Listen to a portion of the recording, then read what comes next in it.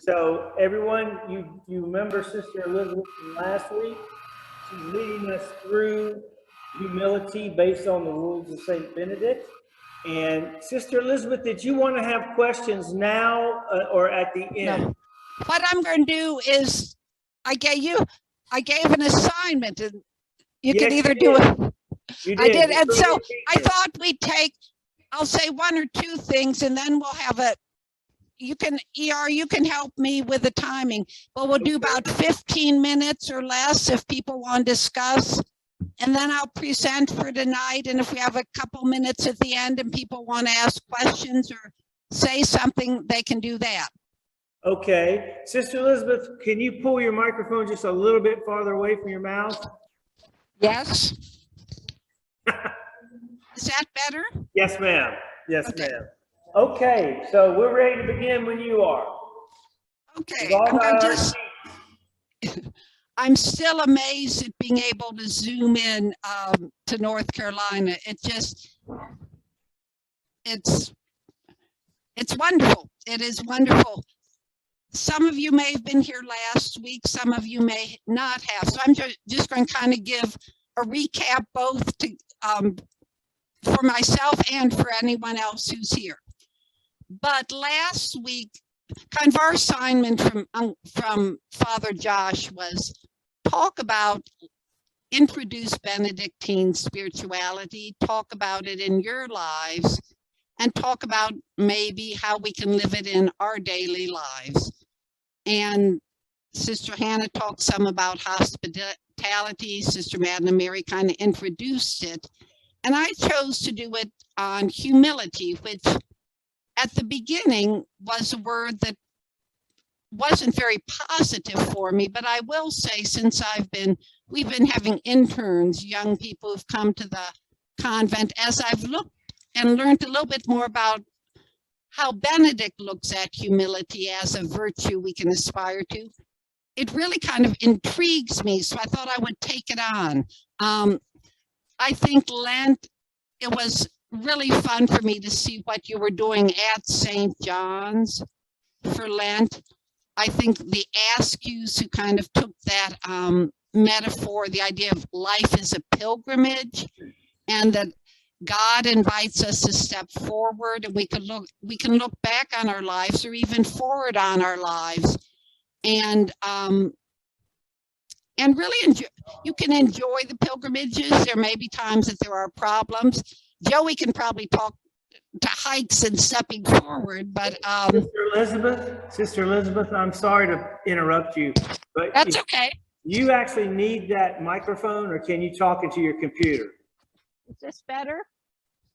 Yes. Okay. Just speak loud. I have no problem doing that. And I went up to the retreat. Well, that's too much. Pull it back a little bit closer to your head. Pull it back towards your mouth. That's probably good right there. Okay, is this better? Yes. Okay. Thank you. Thank you. And our community was invited to teach and reflect on Benedictine spirituality. And on Lent 1, Sister Madeleine Mary said, Lent can be a blessing. We can look at who and whose we are. And so tonight I want to kind of begin with who we are. And just Frederick Buechner, Presbyterian, said that for Christians to observe the 40 days of Lent is to do the same thing with roughly a tenth of each year's days. After being baptized by John in the Jordan, Jesus went off alone into the wilderness where he spent 40 days asking himself the question what it meant to be Jesus. During Lent, Christians are supposed to ask one way or another what it means to be themselves. And I've been thinking about that this week. There are some questions that Buechner suggested on what it means to be me, who I am. Carmen Guerrero, an Episcopal priest, said that I believe that telling our stories is what makes us real to each other. Sharing makes us go from being a no people to being the people of God. And that really, you know, we read the Bible every Sunday, even during the week. And I think we read about, we read about these people who God came into their lives, and we call it sometimes a sacred scripture. Well, Carmen got me thinking, and I really do believe that as I listen to the stories of people around me, of different churches, our stories is just, they're sacred stories too, because they talk about our relationship with God, or the times that we hide from God, or the times that we ask God to test us. So for about 15 minutes, I thought what we could do is share something you learned about yourself this week. It doesn't even have to be this week. And I'm going to give us about a minute of silence. And since we have just about 15 minutes to discuss, just about a minute of sharing, a little bit more than a minute. If you want to share something with your brothers and sisters at St. John's or on the computer that you learned about yourself. So let's just be quiet and then I'll start.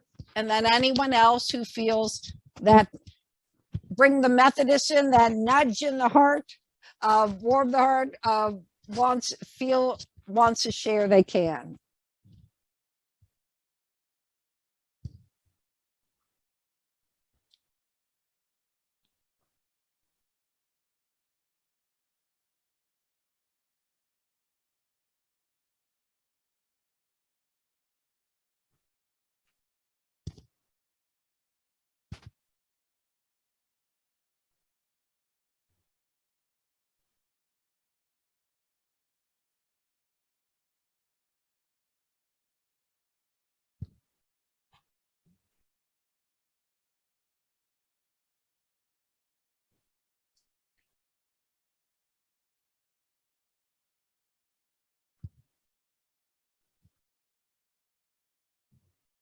Sister, I'll share something that I learned this week.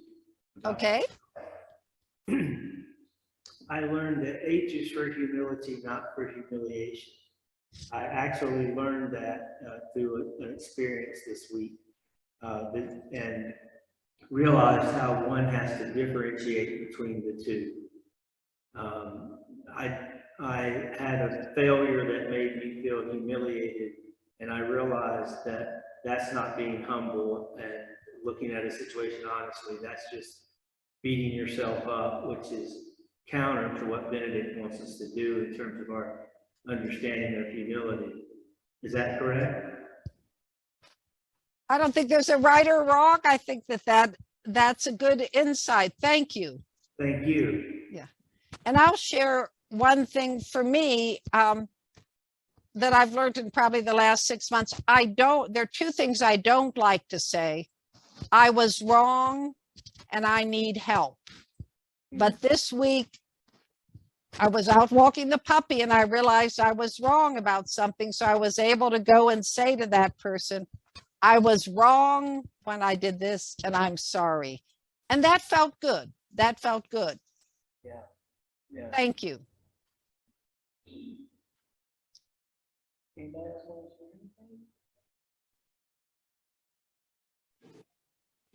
I can share. So recently I've been into this YouTube series from a channel called Jubilee. They have a series on the channel called Middle Ground, where they take people from both sides of an opposing argument and bring them together in the middle and have them talk about it. And in watching this series and trying to empathize with the people on both sides, whether or not I agree with them, I've realized that I'm a lot better at doing that than I used to be. And of course, I still have a ways to go. But it's nice to think about the bitterness that I used to hold in my heart, some of it being gone. That's great. Thank you, Sarah.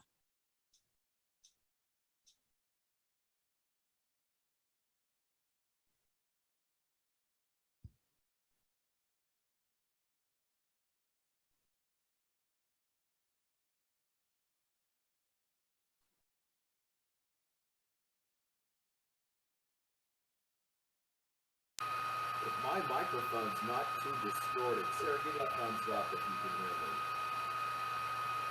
Joey, you've got a lot of static. Okay.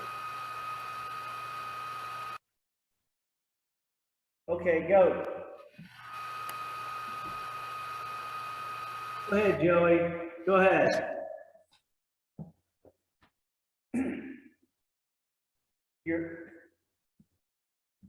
You're still muted, Joey.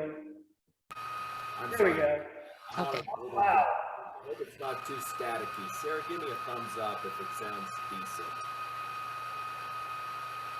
I'll make this very quickly, okay? It is pretty staticky, sorry. Patience, I think, is something that we all can appreciate. And that's something that I've been working on more so, I think, this season, is being patient with the circumstance. Can you translate, Sarah? We couldn't hear him. I don't know if I got all of it, but I believe he said patience in difficult circumstances is something he has dealt with this week. Terrific.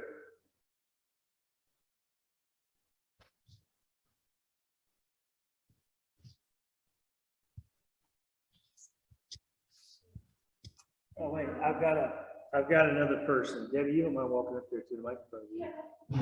Walking to the microphone. I feel like I should be singing karaoke right now. Good evening, how are you? I think mine would be, I try to be rather annoyingly independent, and I've tried to back off and ask for help from those that might be able to do things just a little bit better than I can. But yeah, I've tried really hard this week to let others help me. Thank you.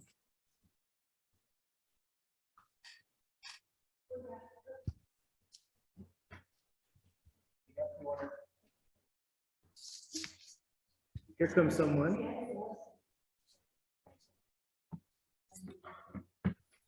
Yes, hello, my name is Mike, and I have come to believe that all my prayers should include at a minimum, two things. One is to be thankful for everything that I have. And the other one is to be trusting that God will answer my prayer. Thank you. Thank you.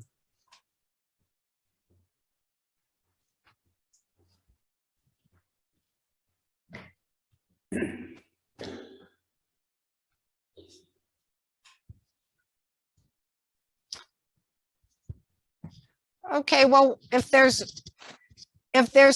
something comes to your mind, we'll have some time at the end. Please feel free to share it. Well, let's go on and look a little bit deeper into humility. I gave you what Benedict, and for him, he felt, and I think at that time they probably used the word humility more than we do now.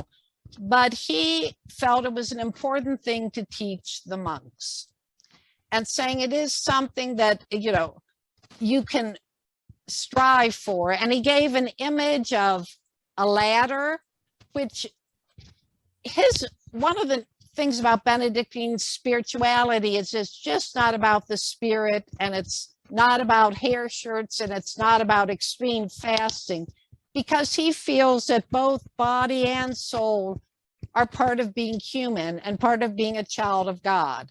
So that's emphasized. And it's just not about you and your relationship with God. When he talks about humility, it's your relationship with God, with other people, but also with yourself. Joan Chittister, who I have drawn a lot on in helping me bring up, you know, how does this apply to us today in the 21st century? Has helped me in bringing up the rule in these words to that. She says that she calls humility the lost virtue. Most of her, she grew up in the 20th century, but I think it can still apply to the 21st century. But she said that, you know, humility is a lost virtue. And to remember, it's a process, you know, as you're climbing up the ladder, as you're walking, journeying down the road, sometimes it'll be a good day. Like I was so proud of myself in a good way when I said I was wrong. Now that was a good day. It was kind of discouraging when I realized, why do I have such a hard time with it? You know, that pushing myself down. But so it is progress. And she said, and I think as we look at humility, I want us tonight to look at, you know, to look at yourself. And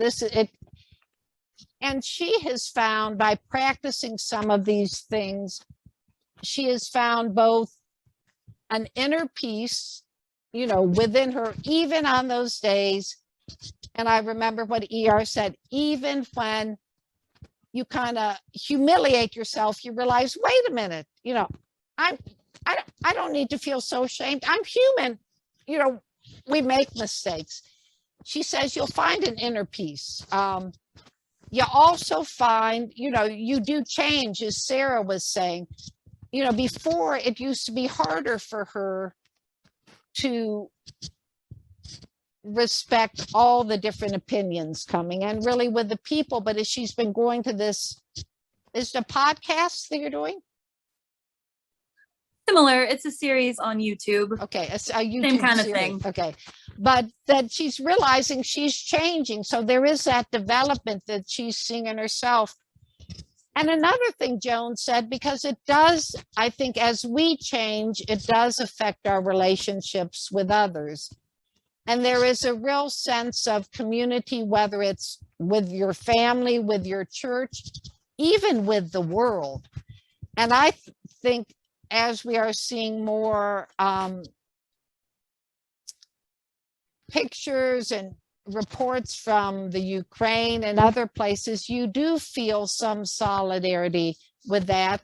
And I also believe that as we are seeing more, you know, some of these nature films or series, I think I am feeling more solidarity or realizing I'm part of the creation. I'm not different, but I am part of it. And really, so that is something also as we grow in humility will happen. So let's look at the 12 degrees. I think I passed out some sheets, but I realize we're halfway through Lent. I think it's been 21 days since Ash Wednesday. We're not supposed to count the Sundays. You know, that part of me that doesn't want to be wrong, but so we're about halfway through Lent. I think we each are different. And as we look at these different, whether you want to call them rungs, degrees, steps, we're each different. So one may speak out to you more than the other as you get to know it. And I'm going to give you some practical ideas. We'll have some time at the end if something hits you that you might want to share with others. I used to sometimes, one way that I have improved is I would hear a talk and the one thing I disagreed with was what would stay with me rather than the things that I was learning. So I've started saying, take what you like and leave the rest. You know, it may come back to you at another time, but not all the that is said or the way it's said may be for you right now. I do, since Benedict presented the 12 steps or degrees, these are not the 12 steps that are sometimes used in the recovery, the 12 steps of AA. I do find there are a lot of similarities and there are a lot of truths that overlap, but just that's, I think, why some of the people that Joan Chittister talked about, I think the degrees. But I'm just going to go through them and make a couple comments, and then if you'd like to share a little bit of my story, because I think I'm 68 now, really for 50 years, I think after I started college, I really made the conscious commitment to try to, I believed in God to try to follow him. As I read these things, I realized, boy, as you, Sarah, were saying, I've changed. And probably by the time I'm 80 or 85, I'll say, God, when I was 68, I thought that.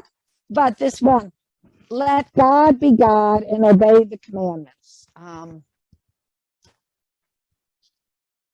If you'd asked me at the age of, in my 20s, I really was trying to obey the commandments. And I believed in a God. But I'll tell you, my idea of love has changed, if that's a great commandment. And where I thought I was really being loving to someone, telling them I knew what was best for them, I realized after therapy and after growth, I was really trying to control and be God rather than let God be God. So some of these things, at one time in our life, it may mean one thing, but now letting God be God and obeying the commandments means a little something different to me now. So there is a God and it's not me. I have to tell myself that sometimes. And okay, may God's will be done. I mean, we say that in the prayer, Lord, teach us to pray, and we pray thy will be done. I just have to admit, if I'm honest with myself, it has taken me probably 10 to 15 years to really be able to have that. I mean, I said it, but I didn't really believe it, because somehow, and this is where I say you get to know yourself better as you, not just with these steps, but I think it's living life, whatever it is you use. But I really somehow in my mind, I thought, I will do God's will. And I had a lot of willpower, but I was doing it resentfully. And somehow in my mind, what God's will was not going to make me that happy, but I could check it off because I did what God wanted me to do.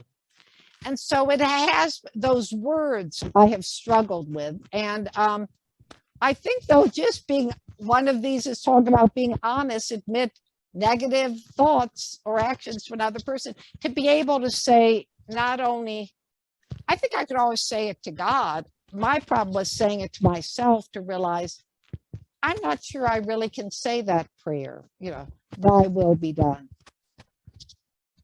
But again, throughout the years, my understanding of God's will has changed. And that is something I wrestled with. Listen and take directions from others. I grew up, you learn a little bit about yourself. I grew up at a time where we started questioning authority when I was in high school. And my mother was a refugee from Vienna. She left before Hitler closed the borders. But so the idea of blind obedience or obeying was not something that I really thought, oh, great, it's going to make things easier. I do remember, I don't remember the age I was, but even with the laws, I thought, I'm a good driver. I can go over the speed limit. So I remember the times I committed, even if I can drive safely over the speed limit, I do think it's important as a citizen to try to obey the laws. Or when I went to the beach, picking up carrying your little poop bag for the dogs. It was one of the laws at the beach. Now, if I was with my friend who had the dog, but again, sometimes I think, well, if I can get away with that in the past and no one sees me, may as well do it. But I did reach a point, I think, in my faith where I thought, hey, if I consciously want to disobey the law, I'll take the consequences, but that is something that does make it easier for the community. Now, I had, I like to think progress, not perfection. I'm not in charge of our community. Sister Madeline Mary is. She does go on vacation, and there are some things I know that she probably would not do that I would do. And so I thought, and I have made it, and I mean, I make a commitment just even with, when she's gone, we don't, we talk, we laugh and say, well, while the cat's away, the mice will play. We've made the commitment as a family, we will not do things that that she would not want us to do while she's away. We aren't going to play that game. But I also realize she is in charge, and I know kind of how I would run the house different if I were in charge. Well, just different personalities. But I realize she's in charge, and there's no one right or wrong, but I really do need to, she's my boss.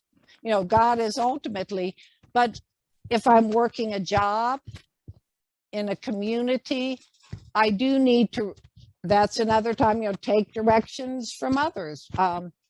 Often it's not, there's a difference between right and wrong and doing things a different way. And I realize in a job and in a family, that's one of the ones that is harder for me, but it is part of a commit, I can learn from it. Be patient. Number 4, be patient and emotionally, be patient, Joey, be patient and emotionally mature, even when life and others are unfair and difficult. I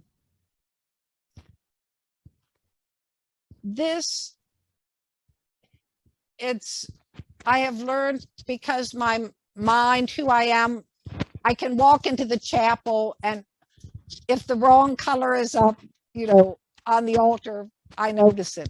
Or if I really have, my mantra now is it's better to be kind than to be right.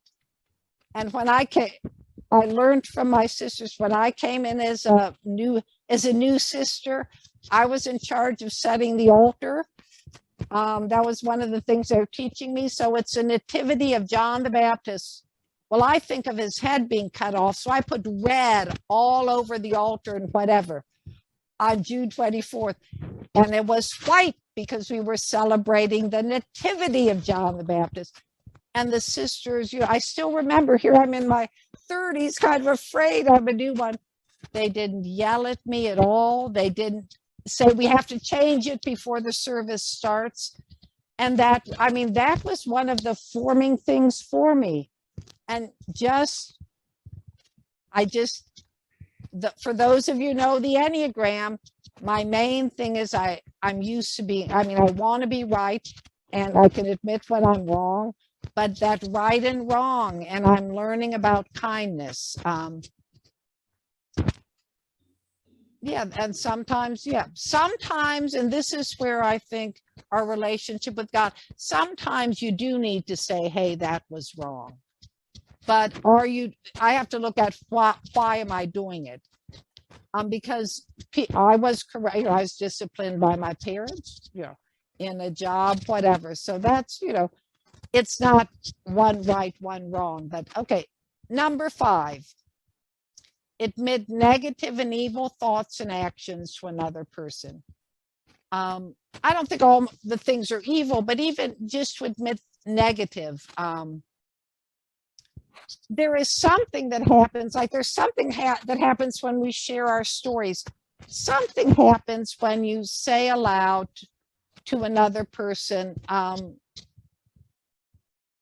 you confess your sins, or you admit something you wish you'd done that you forgot to do. I don't know how it works in the world, those of you who studied psychology, but you say it aloud and it loses its power. When I was in college, I thought you shouldn't share your problems because it will people will feel down. So I really did not share some of my struggles or some of my doubts with God or some of the things that I was feeling. So from the outside, it looked like I had it all together. And I remember saying, Betsy was my nickname, you know, something, one time I did share aloud. Maybe it was, I felt negative towards someone, or I didn't like someone. And my friends were surprised and they said, I didn't know you had problems. And it really, I guess, once I shared some of those, it deepened the relationship. It deepened the relationship. And so I think that there is, when we admit to another person, I don't think, I'm not an advocate of sharing, you know, standing up in front of the whole church or my whole family or my whole community and sharing something negative, unless I need to. I mean, there are times where you have to admit something, but I have found it very humbling and helps with that self-development to admit negative and evil thoughts. And one of my heroes is Jimmy Carter. And I remember when he admitted, I don't know if anyone else has, I think he said he lusted in his heart. And, you know, he is a good Christian man. But when he said that, I thought, wow, you know, that some of those things that go on in my mind, then even can still be a woman of faith, but that's something that happens to all people. So that admitting. And I think we are very lucky in the Episcopal Church to be able to have the sacrament of, like we call it, reconciliation. Not everyone needs it, but I made my Curcio and they said with confession, all may, some should, none must. I think that there are some things that we really do need, as you live life, you know, you need to talk about with someone else. And we're lucky in the church to have the sacrament of confession, or I think we call it reconciliation. Okay, number 6, be content with what you're given to do and what you have. I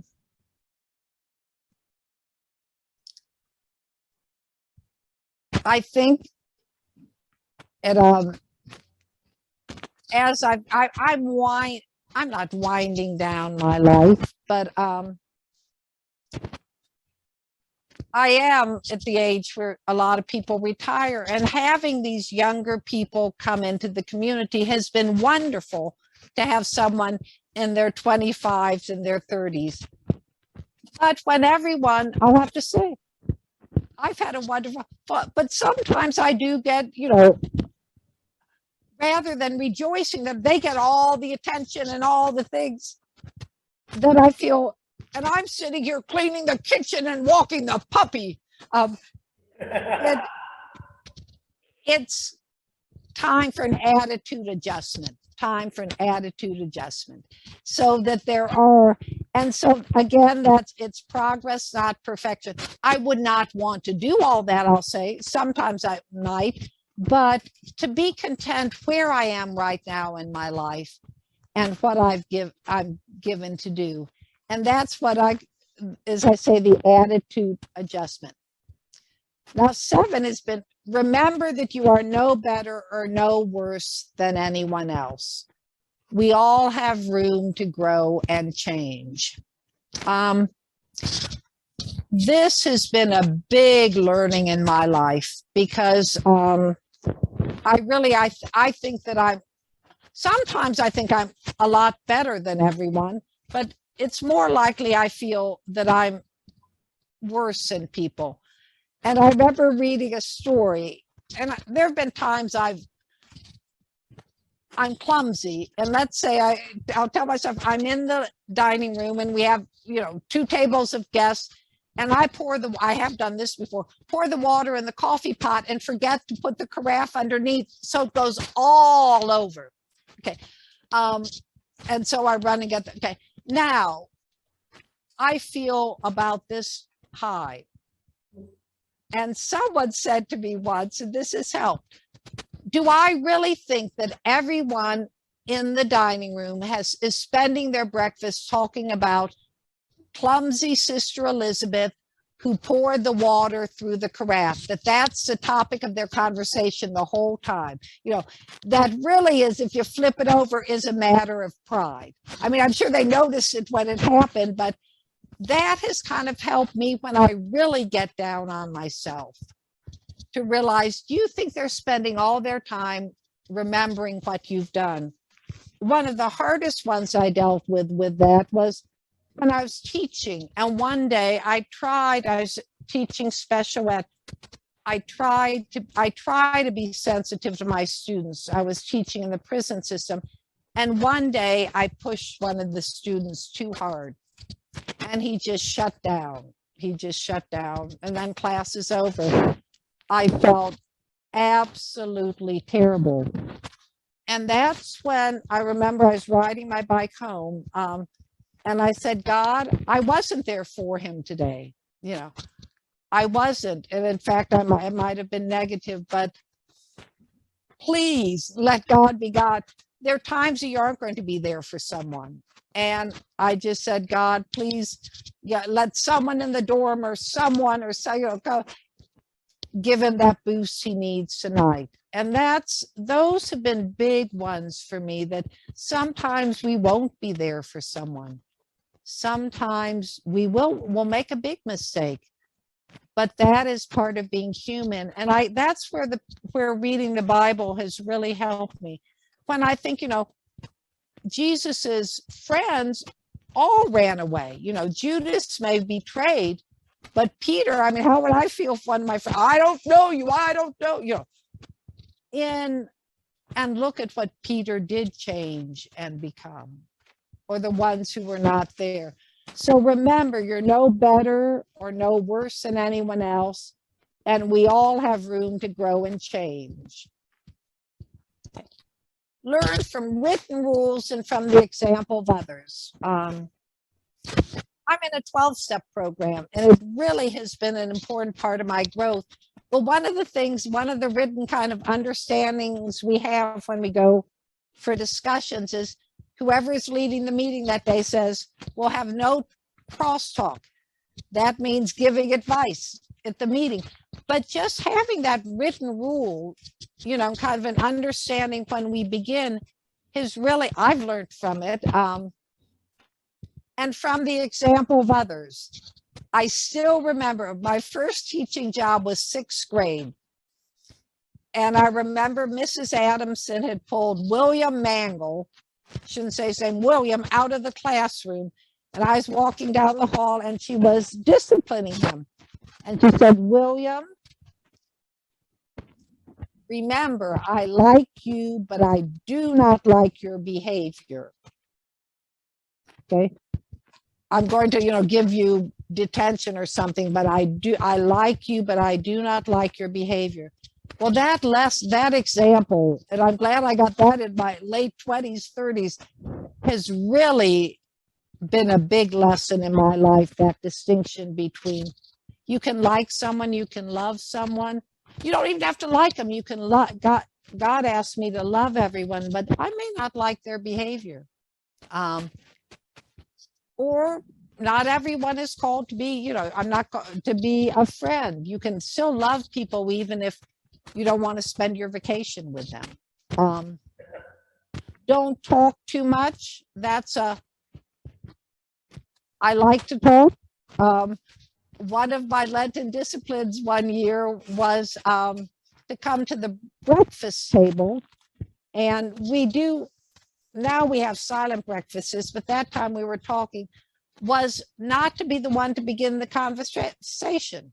It was just kind of a discipline. And I sometimes do it too, because I'll come from a service and we've had a homily or the sermon, and I have all these questions that I'd like to discuss. well, it might be good to let other people begin the conversation. So I say this to myself, but you have 2 ears and 1 mouth. Maybe you should listen twice as much as you speak. But for some people, that may not be a problem. Some people may be, hey, I need to at least say one thing. Don't talk too much, but also sometimes you may need to give your opinion sometimes. So your discipline may be, hey, I'm going to add one thing to that conversation. I think I talked about don't laugh at others, but laugh with others.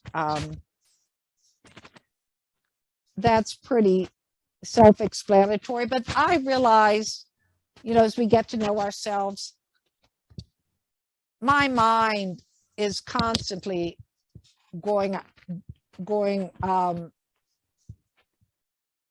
it's constantly going, let's say it. And I like to add a pun or add something that's just the way I work. And so this Lent, I decided I'm just going to be aware, not that I'm not going to make a joke, but I'm going to just be aware of how much I do like to get a laugh. And then maybe this Lent, and I'm trying to do it just, not that it's wrong, because I think we do need humor, but I'm just trying, since I like to talk, I like to joke, I'm just trying to be, and I write cards for the community, is to really,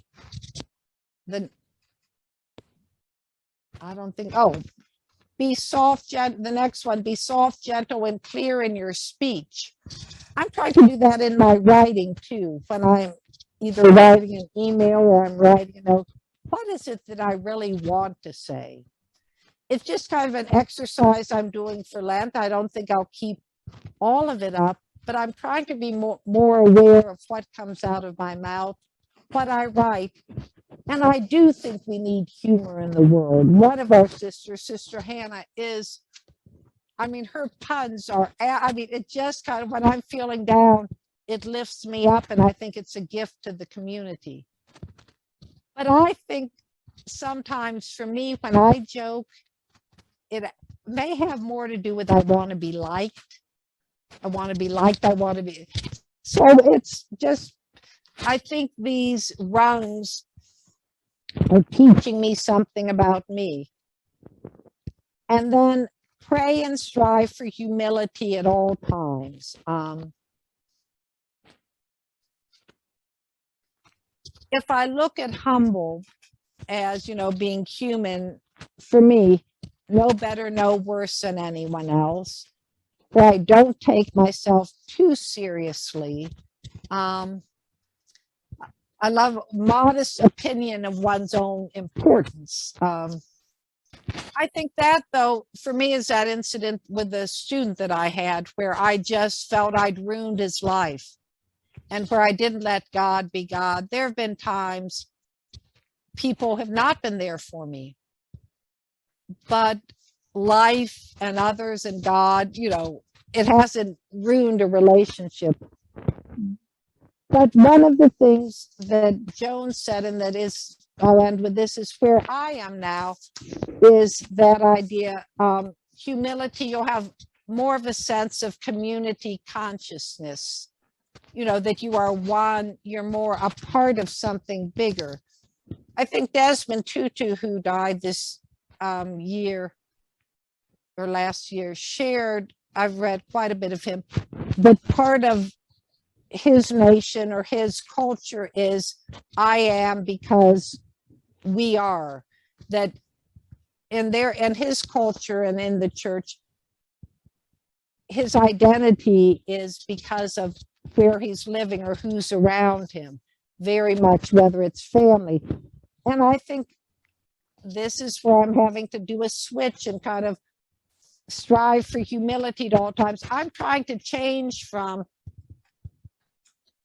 I marched to a different drummer, I'm unique, to I'm part of the community, I'm part of the world, I'm part of all creation.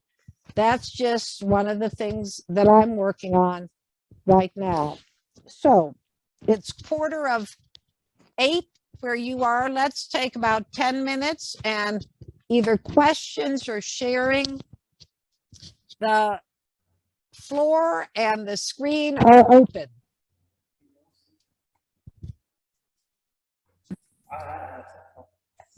Sister Elizabeth, I was looking at the rule of Saint Benedict. We don't have the lights on in here. I don't know why. But anyway, I was looking at it, and one of the rules of Saint Benedict talked about giving thanks. This was under humility, but giving thanks for all your adversities. And I'm wondering if you could speak to that just a little bit. How can we stay positive, if you will?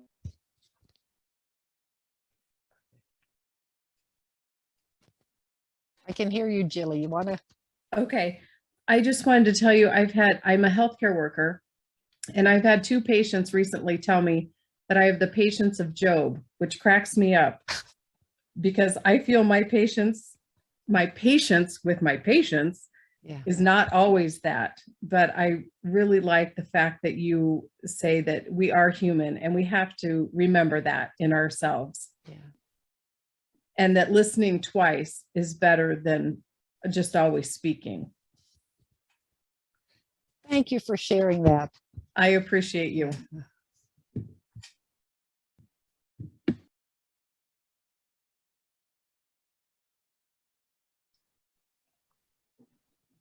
Oh, you're muted, ER.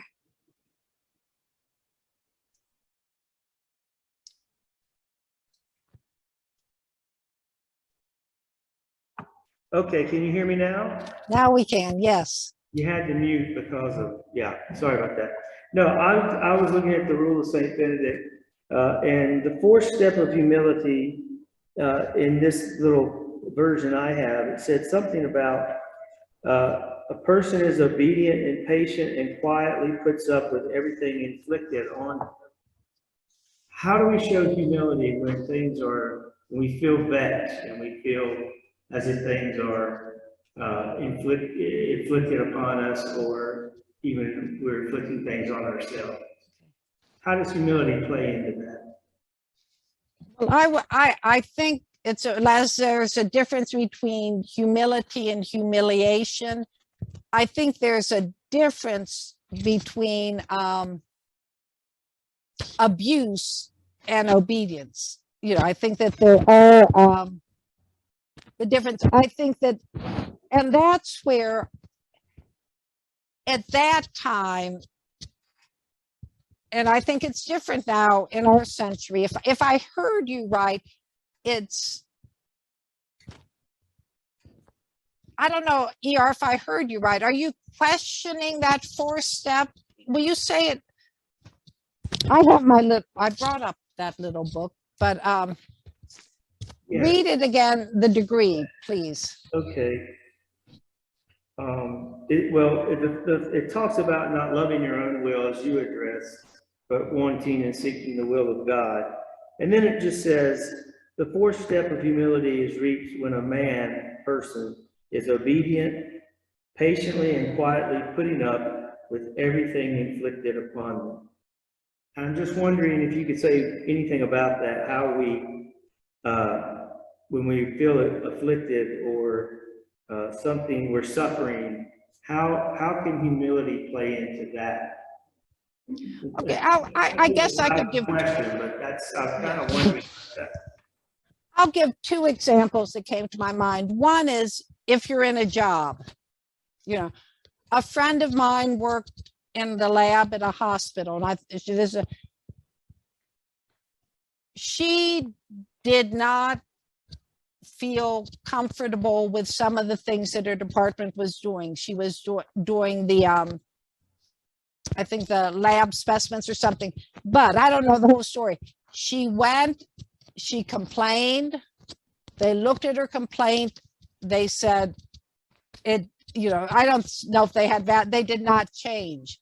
So she had to decide, do I stay at this job or do I leave? And she decided she'd had a, it wasn't an ethical question. It was just, she felt that they were, she decided to stay at the job. She did her work, and she, retired from there. She put many years in, but she did not, her way was she did what she needed to. She did her job, even though she disagreed with some of the things. Now in my family, and mom and dad, I hope I don't, in my family, my brothers were sleeping with their girlfriends before they got married, okay? When they came to my parents' house, they did not expect my parents to put them in the same room, okay? That was where it was a thing.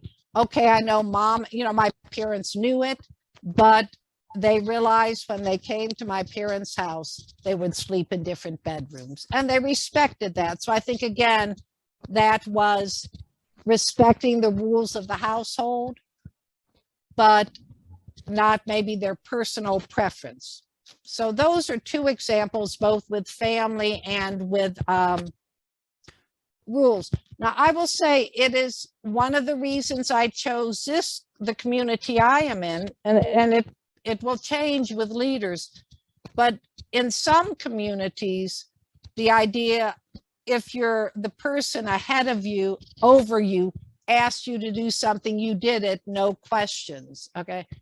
When I came to this community, if, let's say, the way you load the dishwasher, or if you found something, if someone asked you to do it and you knew a different way, you were free to speak up and to say, hey, did you know that they've discovered that this soap, I don't know, but we talked about it. Now, in some communities, and I think at the time this was written, you did what you were asked and you did not question it.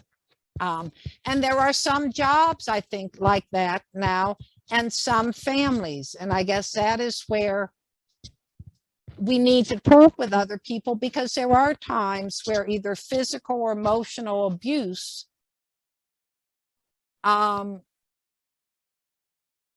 do justice, love mercy, walk humbly with your God. There are sometimes you may have to choose to leave. And that is, again, I wonder, to be humble, to say, hey, this is wrong. And even though I made a lifetime commitment, I need to, not to react, but to make a choice. And that also is humble too. I think a thing of humility where don't react, but sometimes things are really unfair and difficult. And that's where I think this is one aspect of leading a life of faith. But I think we have discovered, and particularly as we look at issues that have come up in the last year of, do you always obey the police? Do you always obey your parents now in the school system? There are times where you do need to question. Did that answer ER some? Yes, thank you, sister. Anybody else have any questions for Sister Elizabeth at this moment from here? Okay. Well, it's about 5 till, sister. Is there anything you'd like to close with? Well, I'll just say, gotta tune in next week. Sister Hannah's excited about coming back with you. She really is. I've seen the pile of books, and she's a woman of faith and a wonderful woman. And I think I'm so glad that we're all doing this, because I think it'll give you a different perspective. I have enjoyed it very much, and I think you are to me, it is such an inspiration to see a church that, as I say, not only encourages you all to grow as adults in your faith, but really reaches out in love to the people around you. You know, life is hard, you know, life is difficult. Life can be wonderful too, but that you seem to really be reaching out as a group in the name of Christ to the community around you. So thank you, and see you here or there. Well, Sister Elizabeth, you're a woman of faith, and we love your candidness and your delightful humor and personality. So thank you for being with us, not once, but twice. Thank you. Bye-bye. Thank you, Sarah, for everything. Okay, bye-bye. Thank you.